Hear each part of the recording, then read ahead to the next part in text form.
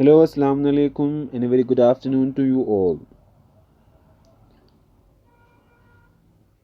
So, we are studying about redox reaction in our previous classes, or we have studied redox reaction, its types, and how to find oxidation number, how to balance redox reactions. So, we have discussed mainly all the topics in the redox reaction parts. Uh, um, part which basically your syllabus is up to. So we are discussing today a new unit named as hydrogen. Is unit 9 from your second book, book number book 2. Is the second? It's the second chapter in your book, second book. So we are discussing about hydrogen, and all we know about what is hydrogen. What's the atomic number of hydrogen? What is the electronic configuration of hydrogen? So basically, hydrogen is the first element in the periodic table, which has an atomic number of 1, which has number of proton is equal to 1, number of electrons is equal to 1. So this is basically hydrogen and its configuration. Mainly hydrogen is the most abundant element in the universe, and the third most abundant on the surface of the globe. Hydrogen is considered as the most futures in the hydrogen is considered as the future energy source. So basically hydrogen को हम क्या मानते हैं कि hydrogen को हम आगे future में ऐसे मानते हैं कि आगे फ्यूचर में जो हाइड्रोजन होगा वो एनर्जी का एक बहुत बड़ा ज़रिया बनेगा. जैसे हमने हाइड्रोजन के कॉन्फ़िगरेशन के बारे में आप लोगों को बताया, तो हाइड्रोजन मेनली आपको मतलब दिखता है एलिमेंटल स्टेट में H2 की शेप में. तो हाइड्रोजन का एग्जिस्टेंस या हाइड्रोजन कहाँ कहाँ पाया जाता है, तो हाइड्रोजन हर जगह मतलब मोस्ट अबेंडेंट, हमने कहा कि मोस्ट अबेंडेंट एलिमेंट है हाइड्रोजन यूनिवर्स में. वाइल हमारे अर्थ पे ये थर्ड मोस्ट अबेंडेंट हमारे पास एलिमेंट है, मतलब सबसे ज़्यादा पाया जाने वाला एलिमेंट. अब बात करते हैं, ये नॉर्मली था आपको हाइड्रोजन के बारे में थोड़ा बहुत ब्रीफ. अब बात करते हैं कि हाइड्रोजन के पोजीशन के बारे में, कि हाइड्रोजन का एग्जिस्टेंस कहाँ होता है पीरियोडिक टेबल में. तो जब पोजीशन की बात करते हैं तो हाइड्रोजन को हम कहाँ रखते हैं, अल्कली मेटल्स में रखते हैं. अल्कली मेटल्स लिखते हैं. अल्कली मेटल्स में क्यों लिखते हैं? सबसे बड़ा रीज़न या बेस्ट रीज़न, हाइड्रोजन के पास हमारे पास एक ही प्रोटॉन है, तो 1s1 इनका कन्फिग्रेशन है. तो ग्रुप 1 में जितने सारे हमारे पास एलिमेंट्स हैं उनका जो कन्फिग्रेशन है, उनके लास्ट शेल में एक इलेक्ट्रॉन है S में, इसीलिए हम अल्कली को ग्रुप 1 में देखते हैं. लेकिन अल्कली की जो मतलब पोजीशन को लेके, या अल्कली हाइड्रोजन के पोजीशन को लेके बहुत बड़ा डिस्कशन हुआ पहले अर्लियर टाइम्स में कि हाइड्रोजन को रखा कहाँ जाए. क्योंकि हाइड्रोजन का जब हम हेलोजेंस में देखते हैं ग्रुप 17 एलिमेंट्स में, तो क्या होता है हेलोजेंस में लास्ट शेल में उनको क्या होता है कि लास्ट शेल में 7 इलेक्ट्रॉन्स प्रेजेंट होता है, और उनको सिर्फ एक इलेक्ट्रॉन चाहिए अपना ऑक्टेट पूरा करने के लिए, यानी स्टेबल होने के लिए. Same is the case with आपका हाइड्रोजन है. हाइड्रोजन को भी 1s1 है, उसको भी सिर्फ एक इलेक्ट्रॉन चाहिए अपना ऑक्टेट पूरा करने में. लाइकवाइज जैसे कि आपके पास हाइड्रोजन के बाद आपका हीलियम आता है, जो आपको नोबल गैसेस में आता है. तो इस कंट्रोवर्सीज को लेके बहुत मतलब पहले बहुत हाइड्रोजन के पोजीशन को लेके बहुत ज़्यादा डिस्कशन होता था. लेकिन जब हम आगे आए तो पीरियोडिक टेबल का जो मतलब मेन मुद्दा हुआ, या पीरियोडिक टेबल के अरेंजमेंट की बात हुई, तो अरेंजमेंट जब हुआ तो अरेंजमेंट हुआ पीरियोडिक टेबल में किसकी बेसिस पे, इलेक्ट्रॉनिक कॉन्फ़िगरेशन की बेसिस पे.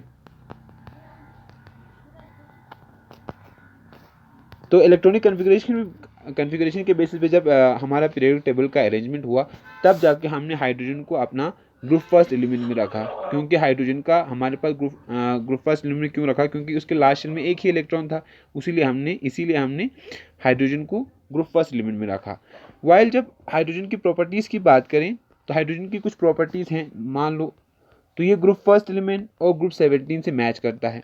ग्रुप फर्स्ट में जैसे ग्रुप फर्स्ट के जितने सारे हमारे पास एलिमेंट्स हैं वो हमारे पास क्या बनाता है, हाइड्राइड बनाता है।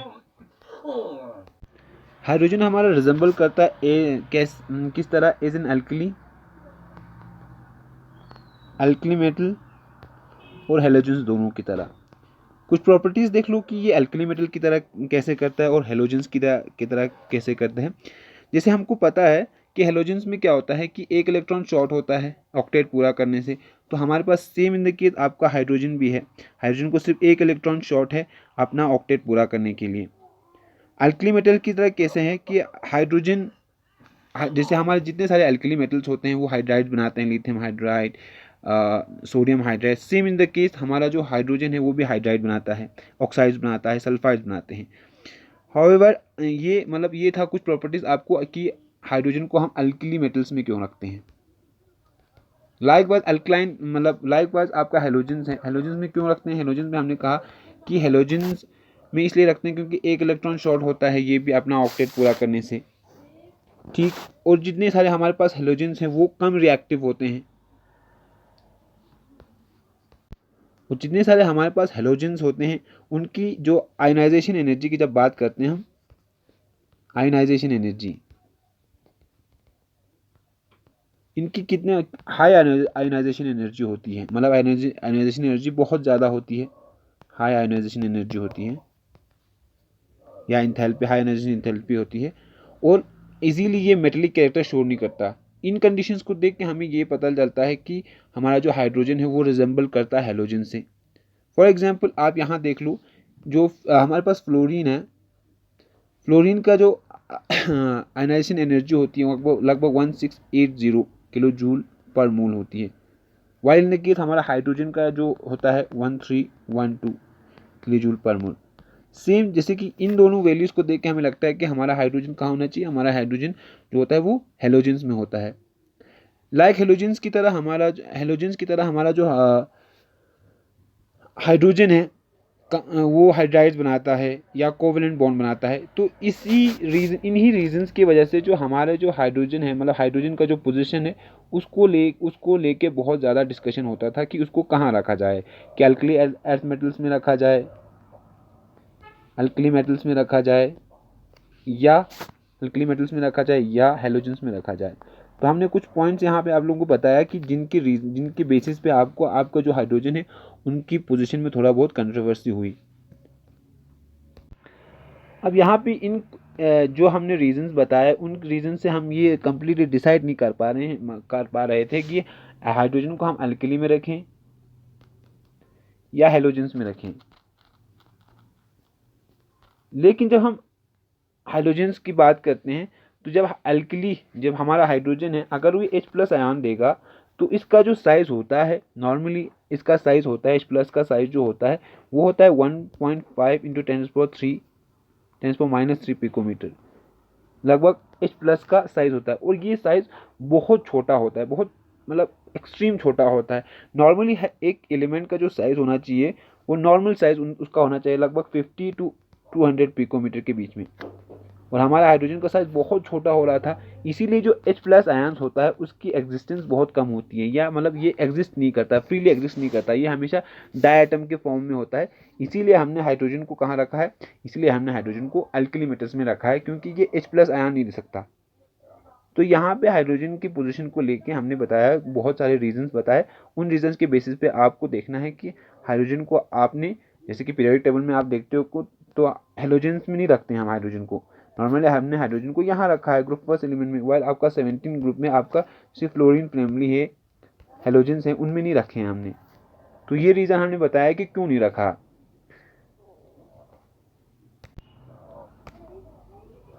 जैसे हमारा हाइड्रोजन है उसको हमने कहा कि हाइड्रोजन को हम हेलोजेंस में रखते हैं। जैसे हेलोजेंस की एक प्रॉपर्टी होती है, नॉर्मली हर हेलोजन डायटोमिक फॉर्म बनाता है, Cl2 F2 I2। सेम इसी तरह हमारा जो हाइड्रोजन है वो भी डायटोमिक फॉर्म में एग्जिस्ट करता है, जिसको हम H2 कहते हैं, जिसको हम डाइहाइड्रोजन भी कहते हैं, डाइहाइड्रोजन कहते हैं। डाइहाइड्रोजन का एबंडेंस लगभग यूनिवर्स में 70%, यूनिवर्स की बात कर रहे हैं तो डाइहाइड्रोजन का जो एबंडेंस है, डाइहाइड्रोजन का एबंडेंस होता है वो लगभग 70% होता है मास 70% अगर यूनिवर्स का मास 100 है तो उसमें से 70% हमारा डायहाइड्रोजन है। और हमारे जो सोलर एटमॉस्फेयर की बात करते हैं, हम सोलर एटमॉस्फेयर की बात करते हैं तो सबसे ज़्यादा हमारा कौन सा एलिमेंट प्रेजेंट है? हाइड्रोजन प्रेजेंट है। जैसे कुछ प्लैनेट्स होते हैं, बड़े प्लैनेट्स, जायंट प्लैनेट्स लाइक आपका जुपिटर और सैटर्न, इन दोनों में मेनली हाइड्रोजन प्रेजेंट होता है। इसीलिए हमने कहा कि यूनिवर्स में हमारा 70% आपका क्या होता है? डायहाइड्रोजन प्रेजेंट होता है। वाइल जब हम अर्थ की बात करते हैं कि अर्थ पे इसकी एग्जिस्टेंस कितनी होती है, तो लगभग 0.15% अर्थ पे एग्जिस्टेंस होती है। अब इसकी एग्जिस्टेंस कम होने का मतलब यहाँ पे इतना कम एग्जिस्ट क्यों करता है? क्योंकि ये बहुत लाइट नेचर का होता है, डायहाइड्रोजन लाइट वेट का होता है। इसीलिए लाइट वेट का होने की वजह से हमारे अर्थ पे इसका इतना ज़्यादा एग्जिस्टेंस नहीं होता है, वाइल आपका यूनिवर्स में जाके आपका इसका बहुत ज़्यादा एग्जिस्टेंस होता है। लेकिन कंबाइंड फॉर्म में मतलब अगर आपका किसी चीज़ से मिला हुआ है हाइड्रोजन, तो कंबाइंड फॉर्म में लगभग हमारा जो हाइड्रोजन का एग्जिस्टेंस होता है ग्लोब पे या अर्थ पे, लगभग 15.4% हमारे अर्थ क्रस्ट में ये पाया जाता है। मेनली कहाँ? मेनली आपका ओशियंस में। जैसे आपका वाटर है, वाटर में हाइड्रोजन का एग्जिस्टेंस है। जैसे आपके कुछ प्लांट्स और एनिमल के टिश्यूज में ही पाया जाता है। आपका कार्बोहाइड्रेट्स हैं, प्रोटीन्स है, या जितने सारे हाइड्राइड्स हैं, या आप मान लो हाइड्रोकार्बन्स हैं। प्रोटीन हाइड्रोकार्बन जिसे को बोलते हैं हाइड्रोकार्बन, या अमाइनो एसिड्स की बात कर रहे हैं, तो हाइड्रोकार्बन का क्या होता है? मेनली हाइड्रोकार्बन होता है हाइड्रोजन और कार्बन का बना हुआ होता है। तो इसका एग्जिस्टेंस हमने बोला कि जब एलिमेंटल स्टेट में इसकी इतनी ज़्यादा एग्जिस्टेंस नहीं होती है, लेकिन कंबाइंड स्टेट में इसकी एग्जिस्टेंस लगभग 15.4% हमारा हाइड्रोजन है वो अर्थ में या अर्थ के क्रस्ट पे पाया जाता है। मेनली इनके जो सोर्सेज हैं या मतलब हाइड्रोजन पाने के सोर्सेज, जैसे हमने कहा कि आपका जो ओशियंस में होता है, या वाटर बॉडीज जितने सारे हैं, या प्लांट्स और एनिमल्स के कुछ टिश्यूज़ में पाए जाते हैं, या कार्बोहाइड्रेट्स हैं, प्रोटीन्स हैं, हाइड्राइड्स हैं और हाइड्रोकार्बन्स हैं, इन सब में आपका जो डाईहाइड्रोजन का एग्जिस्टेंस है वो ज़्यादा होता है। ठीक, अब बात करते हैं, यहाँ हमने पोल्यूशन की बात की, इसके बाद हमने डाईहाइड्रोजन की बात की, इसके बाद आता है हमारे पास आइसोटोप्स ऑफ हाइड्रोजन मेनली। तो आइसोटोप्स क्या होते हैं? मैंने आप लोगों को पहले भी बताया।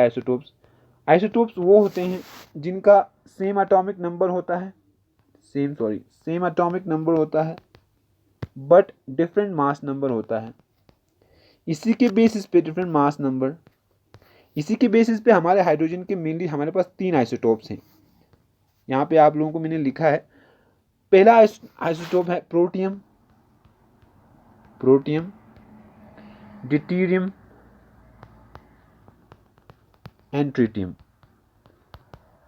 ये हमारे पास हाइड्रोजन के 3 आइसोटोप्स हैं। प्रोटियम के केस में आपका 1 मास नंबर होगा, 1 2 होगा ड्यूटेरियम के केस में, और ट्रिटियम के केस में H13 होता है।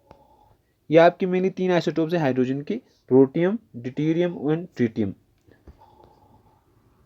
अब यहाँ आप इजीली बता सकते हो कि हमारा जो आइसोटोप्स हैं हमारे पास हाइड्रोजन की, उनमें उनका डिफरेंस किसकी वजह से है? उसका डिफरेंस हमने यहाँ पे इसके हिसाब से देखें तो मास नंबर के हिसाब से है। अब और एक डिफरेंस है इसमें नंबर ऑफ न्यूट्रॉन्स के हिसाब से है, नंबर ऑफ न्यूट्रॉन्स।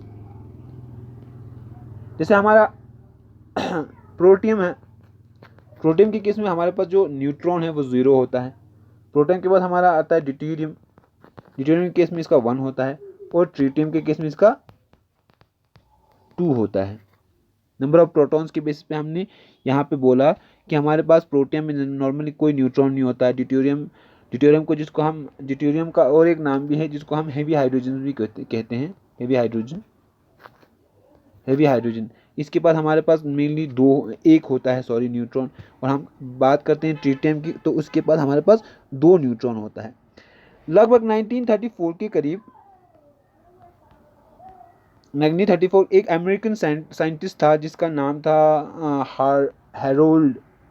हैरोल्ड सी उरे। उसको नोबेल प्राइज मिला। किसके लिए? उसको नोबेल प्राइज मिला इसी आइसोटोप को सेपरेट करने के लिए। उसने मेनली कौन सा आइसोटोप सेपरेट किया? उसने उसने प्रोटियम को सेपरेट करके मतलब ये आइसोटोप उसने मतलब इन्वेंट किया या डिस्कवर किया। इसी की बेसिस पे इसको क्या मिला, 1934 में इसको नोबेल प्राइज मिला। सबसे प्रिडोमिनेंट या सबसे एग्जिस्टेंस या सबसे पाया जाने वाला हमारे पास जो हमारे पास आइसोटोप्स हैं वो सबसे ज़्यादा पाए जाने वाला है हमारे पास प्रोटियम, या इसको टेरेस्ट्रियल हाइड्रोजन भी कहते हैं। टेरेस्ट्रियल हाइड्रोजन लगभग 0.0156% होता है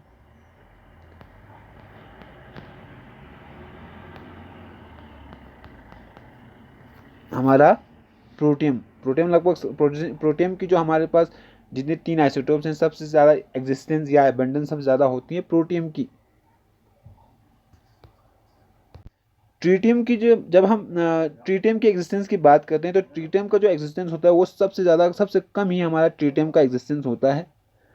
अब हमारे पास इन तीनों आइसोटोप्स में जैसे प्रोटियम है, ड्यूटेरियम है, ट्रीटियम है, इन तीनों में से हमारे पास रेडियो एक्टिव एलिमेंट की जब बात करते हैं तो हमारा सिर्फ हमारा ट्रीटियम है। ट्रीटियम ट्रीटियम ही रेडियो एक्टिव है। बाकी हमारा प्रोटियम और ड्यूटेरियम हमारा रेडियो एक्टिव एलिमेंट नहीं है। मतलब इसको जब हम बीटा पार्टिकल्स इस पे अगर कुछ पार्टिकल्स इमिट मतलब अगर हम यहाँ पे डालें तो यहाँ से कुछ बीटा पार्टिकल्स आपका यहाँ से इमिट हो जाता है ट्रीटियम से, वाइल हमारा दूसरे दूसरे जो हमारे पास आइसोटोप्स हैं वो हमारे पास रेडियो एक्टिव नहीं है। तो मेनली ये था आप लोगों को आइसोटोप्स के बारे में। अब यहाँ पे एक क्वेश्चन राइज होती है कि जब आइसोटोप्स हैं तो आइसोटोप्स का एग्जिस्टेंस की जब बात करते हैं कि आइसोटोप्स एग्जिस्ट होते हैं, कि जैसे कि हमने हाइड्रोजन के केस में कहा कि यहाँ पे 3 आइसोटोप्स एग्जिस्ट हैं, तो इन 3 आइसोटोप्स का पीरियोडिक टेबल में एग्जिस्टेंस क्यों नहीं है, या मतलब पीरियोडिक टेबल में इनके लिए जगह कहाँ है। अगर इनका एग्जिस्टेंस होता है तो इनके एग्जिस्टेंस कहाँ है।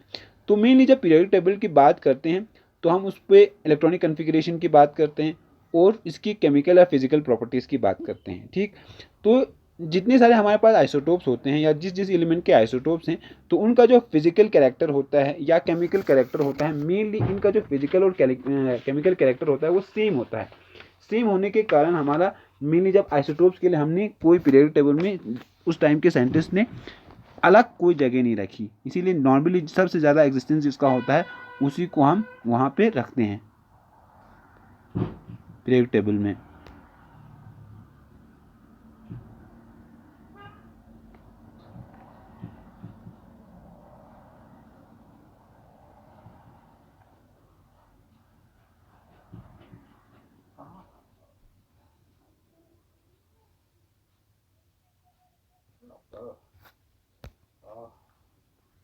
अब मैंने यहाँ पे कहा कि आइसोटोप्स की जो केमिकल प्रॉपर्टीज़ होती है वो तो सेम होती है, तो सेम होना मतलब यहाँ पे प्रोटियम है, ड्यूटेरियम है, ट्रीटियम है, इसमें डिफरेंस क्या हुआ फिर जब केमिकल प्रॉपर्टीज सेम है तो ये 3 आइसोटोप्स के एग्जिस्टेंस का मतलब क्या हुआ। सिर्फ फ़र्क ये होता है कि जैसे कि आपका हाइड्रोजन के 3 आइसोटोप्स हैं, इनके रेट ऑफ रिएक्शन में या रिएक्शन होने में रेट ऑफ रिएक्शन में इनका डिफरेंस होता है। जैसे कि अगर आपका प्रोटियम के साथ 1 घंटे में रिएक्शन होता है तो आपका ड्यूटेरियम के 2 घंटे में होगा, या आपका प्रोटियम का 3 घंटे में होगा। सिर्फ रेट ऑफ रिएक्शन पे इनका अलग होता है, बाकी सेम रिएक्शन देता है या सेम कंपाउंड बनाते हैं। इसीलिए हमने आइसोटोप्स के लिए अपने पीरियोडिक टेबल में इनके लिए कोई अलग से स्पेसिफिक कोई जगह नहीं रखी है। होप आप लोगों को ये समझ में आया हो।